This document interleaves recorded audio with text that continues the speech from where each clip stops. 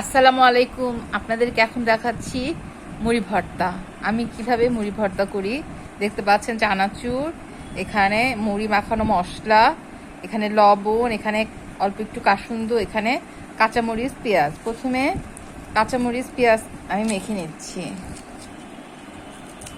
আমার কাছে খুব ভালো লাগে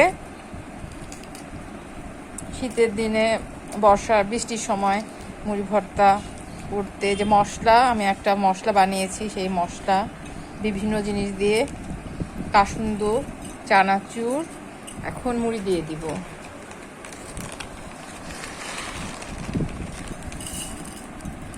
দেখতে পাচ্ছেন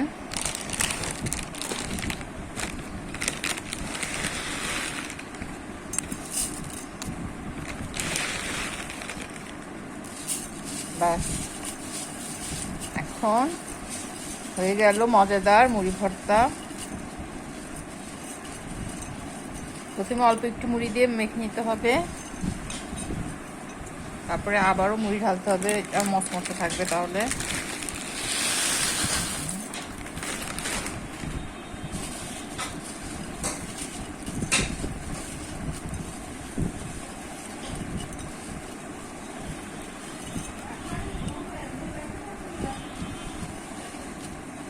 দেখতে পাচ্ছেন এটার সাথে সরিষা আসছে।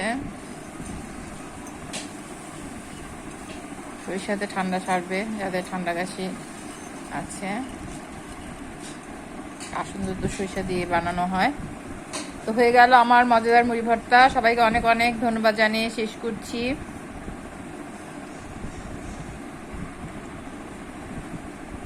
ভালো থাকেন। আসসালামু আলাইকুম ওয়া রাহমাতুল্লাহি ওয়া বারাকাতুহু।